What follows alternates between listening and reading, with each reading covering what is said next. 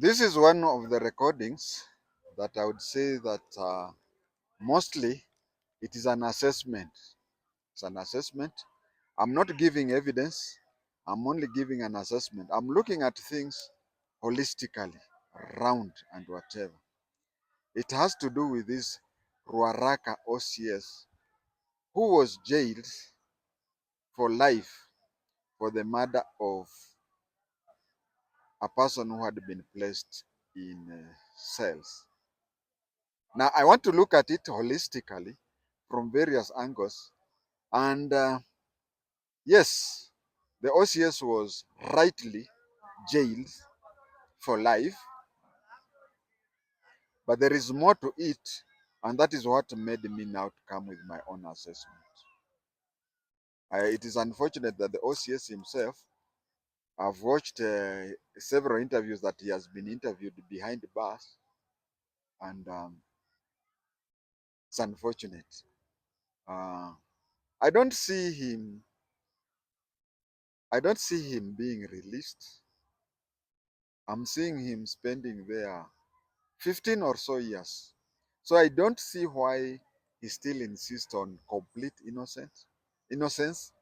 He's even going to an extent of saying that he was framed up, he was whatever. I don't know why. I don't know why. And I don't see what he's benefiting with that and whatever. But that is up to him. Maybe one day, he'll come out and say the truth. But I have to say from the beginning that there is a lot of things that are being hidden. And you see, with his conviction, we have lost interest in the case, that are we are now overlooking some facts which we should not which we should not overlook. There is more to it than meets the eye, and that is the purpose of my recording today. If you ask me, I'll tell you that the OCS is in jail, one person, one police officer, isn't it? But if the truth has to come out, there is up to 4 police officers who should be either be jailed or be sacked. But you see, they cannot be jailed or they cannot be sacked because the OCS has been jailed and sacked. So we say, justice has been done. I think justice has not been done. Justice would be done if the other 3 or so police officers are at least even sacked, if not jailed. There is a lot of things. There is a lot of things that I read between the line while watching the videos concerning this OCS that made me come out to expose them. We know that there is something that the witnesses are hiding, including the spouse. There is something that we have to look at it. Let us look at this, the whole thing from the perspective of the spouse. Let us look at it at perspective of the Kenya Police Service, and also let us look at it from the perspective of the cellmates who are there. I think this other cellmate who was viciously beaten by the OCS is the only salesman who came out with a lot of. There is something somewhere that either is being was overlooked or was not being said. I'll start by this. The deceased came home, quarreled with the wife, took the kid, wanted to jump with the kids from the flat there. Let the jailing of the OCS not be the end, be all and end all. When you see a person doing that, there was a domestic issue. There's a domestic issue which we will never know. Was he trying to say the kid is not his? Was he trying to something like that? Why did he reach a place where they were just newly married? You see, I've been, hmm, I'm now a grandfather. Getting people newly married and the baby is just a few months old, there could be a position that the deceased was questioning the parenthood of, the fatherhood of that kid. Or the deceased was a very quarrelsome person. It's only that this time around, because if you ask the Law Society of Kenya, they'll tell you that according to the lawyer's oath, is that even the Satan himself, the devil, if he came to Kenya and was taken to court and he requested or he needed for a lawyer to assist him, he would be assisted. That is how the lawyers work. They take that oath that even the devil himself, if he were to appear before a Kenyan court and he needed services of a lawyer, he would be given the services of a lawyer. So, what I'm trying to say is that there was this gentleman, the deceased. I've given the first option of the issue of the devil getting. I'm also saying that the devil in this case is the OCS. Now you get it. Young people just understand. You'll get to my age, and the people of my age usually get fumbled. If if if I talk for 1 hour and you don't get good information in 5 minutes, please just keep off. You There's a time I tried also to write notes and I got confused. So get that. So I'm saying that the OCS, being now the devil, he needs even a defender. If this marriage was a normal marriage, they would not even have gone to court. Then they would not have been gone to the police station or anything, whatever. So either they had a marital problem where the man was questioning if the child was his or not. That is one. Two, this young man, is he the type who used to take alcohol? And if he used to take alcohol, maybe he used to take things like beer.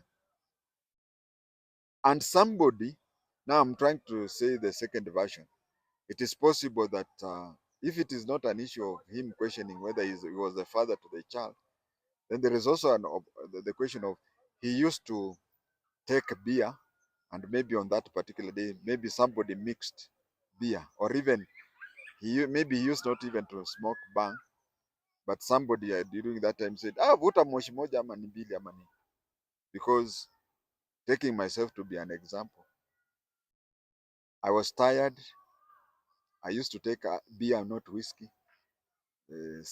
My colleagues came and mixed whiskey into my beer na nikaropokwa. So I understand. So the deceased somebody may have spiked his drink, or he may have been told, he may not be a bang smoker, and maybe somebody told him to. Because if the wife is just telling, he was a very understanding man and whatever, on that day, it is even possible that he had inhaled things. Bang smokers, there's those bang smokers who can take bang and they're just okay. They're okay. They continue well. But if you don't take it, na unavuta moshi moja, I'm telling you, utafanya vituko. So is it possible that where he had been taking alcohol or whatever, he was spiked, or he was even given things that he never took? He was a beer drinker and maybe he was given whiskey, or even be given bang, or even be given drugs or whatever. Where they did not chase that. And then good neighbors came. Good neighbors came. They tried to separate them. They saw it was there. Then they went to the police station. Now, when they entered the police station, this is what I'm reading between the lines. When they arrived at the police station, the OCS was at the police canteen. OCS was at the police canteen when the man was taken in. Police canteen, yes. Among the things that happen in police canteens, there is intake of alcohol.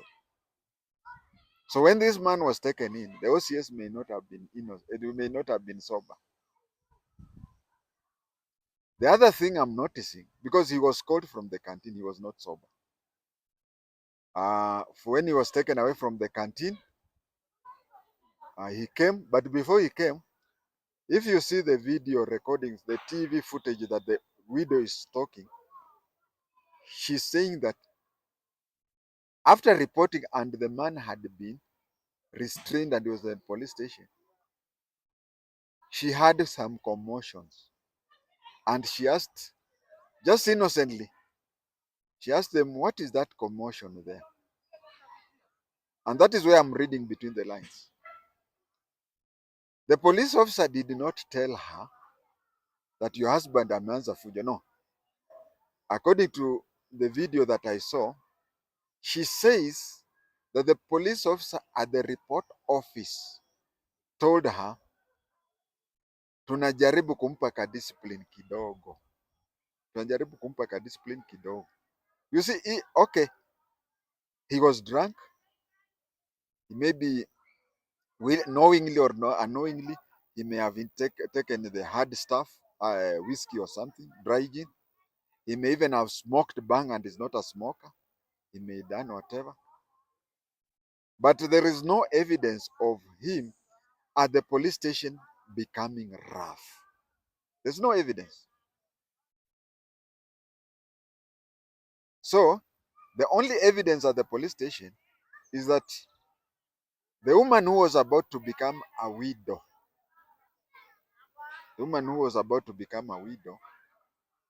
she had commotion somewhere. When she had commotion somewhere, she asked the police officer, what is that? You see, it is not, the issue are not connected to her because she would have known or anything, but it is just that she had a lot of noise making somewhere. And she had even cleared with the police, and the agreement was that she had agreed with the police that she was to come back the following day. So there was no commotion, there was nothing, whatever. So she was just going home. As she was going home, she had when she was going home, she had a commotion, and it was not even related to her. That is why she asked, what is that noise for? You get that? And then the police officer in report office said, get it from me, the police officer did not say that your husband ameanza kusumbua. No, he said tumeanza kudiscipline yeye. I don't know whether you are getting me. I'm trying to say that here's a situation where the man, I've even seen it in the police stations. By the way, I rarely spend a week without going to the police station to say hi to people there. There are those people whom, even with handcuffs, and they're just behind the report office, they still make a hey, wanatoa fujo and whatever. There is no evidence. There is no evidence. There is no evidence that. Sorry, there are some people who are passing. There is no evidence that the man started anything. There's no evidence. Because if the man would have started anything, the soon-to-be widow would have said it. And again, the soon-to-be widow was leaving because she knew that he has been restrained. And so there was an agreement that she goes home and comes back the following day. Then, coincidentally, she had some commotion somewhere else. Then she asked, what is happening there? Then the report office police officer said, nika discipline kidogo tunampatia mzee. You get it?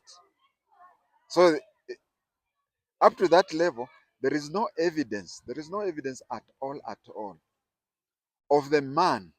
There's no evidence at all of the man having caused problem. From there, you can just assume that, and I'm talking as a former police officer, There was these a few cases of just trying. Wewe ndio unajifanyaga unapigaga wanawake, sijui nini na kuchezea watoto. Na huyo mtoto angekufa je?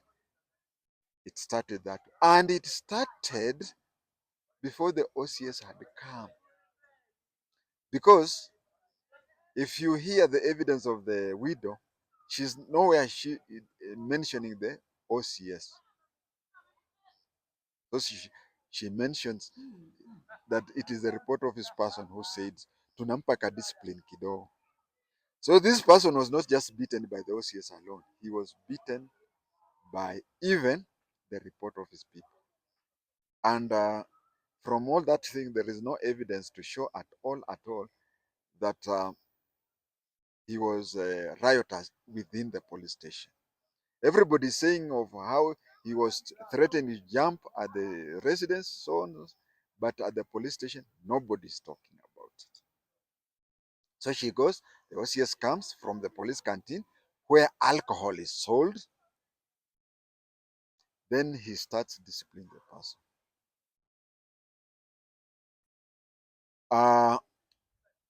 People in the cells hear that the man was crying, nisamehe, nisamehe, nisamehe, reaching up to that time.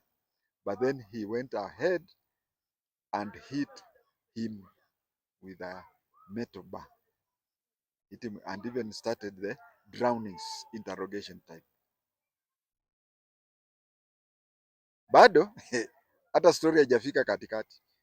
Then somebody else has taken alcohol in a bar nearby. Has taken alcohol in a bar nearby and has not paid or has refused to pay or whatever. Anyway, the bar has not had its money. The beer has been taken, and then the man comes. When the man comes, he sees the OCS hitting somebody who was on the ground. Now, what are the rules of combat? Rules of combat is that when you have subdued the person you are fighting with, because this other person was not there when the hitting started, but when he came, remember he had a clearer view than those in the cells. When they started hitting, he hit. I mean, when he came, he saw the OCS was hitting somebody who was down, who was not seen, meaning the person was already subdued. Then this other person who knows the OCS, he knows the OCS. He felt that maybe, anyway, let me not say maybe they were used to drink a lot, a pamoja or something, but he knows the OCS. So he felt that him being known by the OCS, he would just tell the OCS, Afande, it is me, and I have a bill of so many beers with it from this bar. Can you please release me because you know where to get it? But you see this fellow, the OCS, because of his being drunk, because of his ABCD, the fighting and whatever, he even forgot this person and started beating him, this other person. And this other person, he has permanent scars on the hand, defensive scars, and on the head. This OCS was aiming the head. So what he had taken was more than whiskey, maybe drugs or anything. He started hitting the other person. So this other person, if you find him, tell him that he saved his brother for a few more hours, because if he would not have called out to the OCS, that person would have been murdered there and then. Would have been murdered there and then. But hitting him prolonged the life of this other person for a few more hours. Now, let us start with the police officers, those who were on report office. They should have been sacked. They should have been, because they're the first people who started beating. There is no evidence of them beating the person who survived. There's no, but they are the ones who told the soon-to-be widow, they told her that we are just disciplining your husband. So assault, they should be charged with assault. 2, these people, the 2, never reported the injury. Let us assume that the story they cooked, let us assume that the story they cooked, that it is a fight within prisoners, within the cells. Suppose it is a fight that happened. When did they discover that there was a fight? Did they have to wait until one of them had to die, until one of them, and then again they release those people without what? Without even booking the OB or something. You see, that is where I say we when during daytime the sun shines and there are stars there we don't see because the sun is brighter than those stars. But there are stars behind there, we cannot see them. So there are offenses, smaller offenses that these people did. These 2 police officers who were on the report office, first of all, they assaulted the person who was to die. 2, you see, the police, especially the general duties, AP, they are trying to laundry them to make them police officers, but AP still are APs, as carrier chief. So Kenya police, the first 2 weeks you are taught in Kiganjo is that when you are given orders, that is why it is a disciplinarian offense in the police general duties when you disobey a lawful command. So anything you are commanded by your boss, you are capable, you have to prove that you believed, you sincerely believed it was a what do you call, a lawful command. But when your boss gives you an unlawful command, you are supposed to do 2 things. 1, you are supposed to disobey that unlawful command. 2, you are supposed to report your senior, a senior officer. That is how general duties happen. Now these people, these 2, they assaulted. Uh, that is why I'm talking of 4 people. These 2 constables who are at the report office assaulted the deceased. Any action been taken against them? No. These people did not record in the OB. The book is called occurrence book. Anything occurring has to be booked. They didn't report. They did not stop their boss from hitting that person. Or even if it is the way they have cooked up the story and cooked and whatever, even if they try to come up with a story that it is prisoners, because they even came up with a prisoner whom they wanted to implicate. Supposing that prisoner whom they implicated is the one who hurt the other one. They have not even talked about this other one. They only talk of is a Luo. That this Luo is the one who killed the deceased. But what about this one who didn't die? They're not even talking of that. And the occurrence book is something that is supposed to be written immediately. At every given time. As it occurs, you write immediately.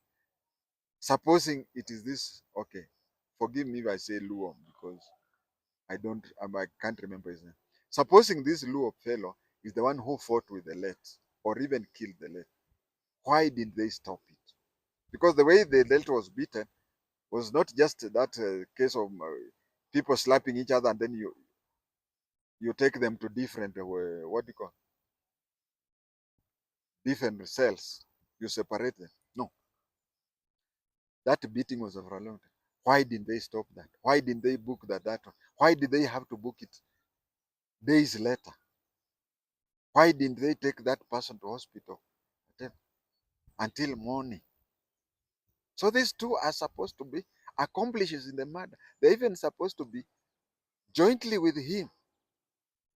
You see, a crime in Kenya is defined as follows. Any person who aids or abets the offense of a crime is now, okay, the OCS killed that person. These constables were there. They abetted him. They assisted in beating because they're the first ones who even beat the late even before the OCS came. So betting and what do you call, abetting and aiding into commission of a crime, you are charged with the same. So if you slapped that person 2 to 3 slaps and the OCS comes and kills him, you are also supposed to be in jail for, well, maybe they were jailed, but from evidence in the YouTube is that only the OCS who was jailed. Hmm? They are supposed to be that. Then there comes the good Samaritan, the deputy OCS. He comes up in the morning, finds the people are in bad state. The deputy OCS is also supposed to be sacked and even jailed for negligence. He comes in the morning, he finds 2 people seriously ill. What does he do?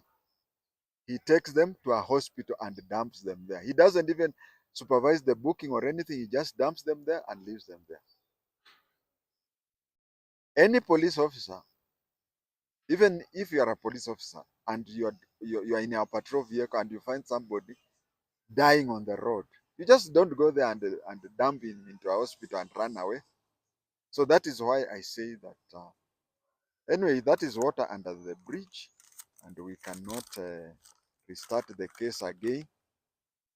We cannot restart the case again and whatever, especially bearing in mind that the widow and the family of the deceased are contented with what happened.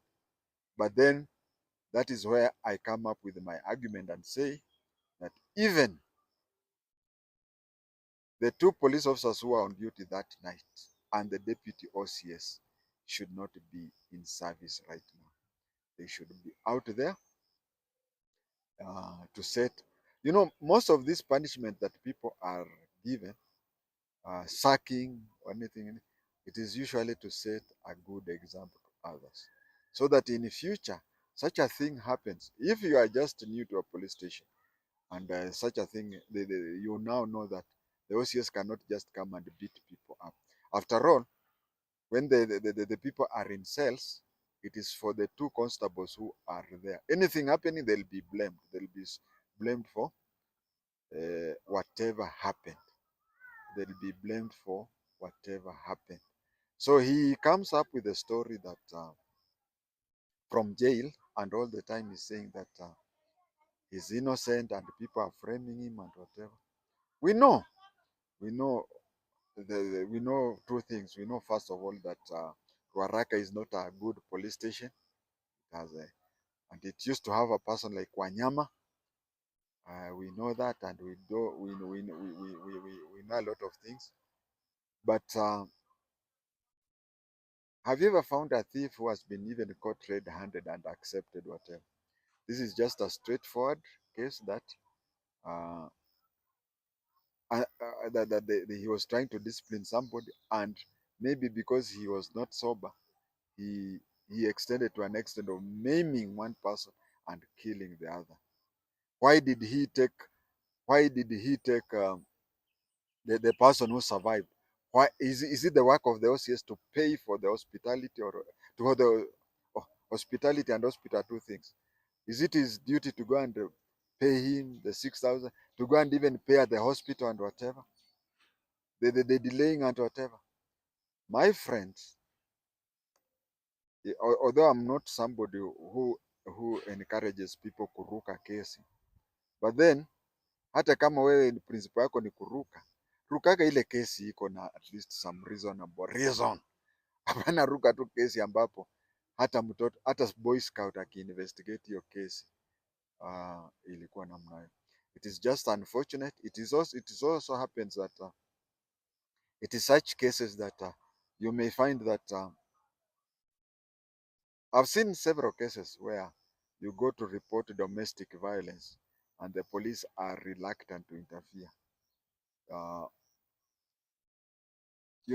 if that man, a young man, would have been drunk na akachokoza watu wengine other than his family, he would have just gone to court and would have been jailed for a lot of offenses. But nowadays you'll find that when a man, mostly a man, when a man becomes rough and starts harassing his family, immediate family, usually police are reluctant and they even try to push for such cases to be handled by mzee wa kijiji or even the chief, because there are so many times that they get overboard.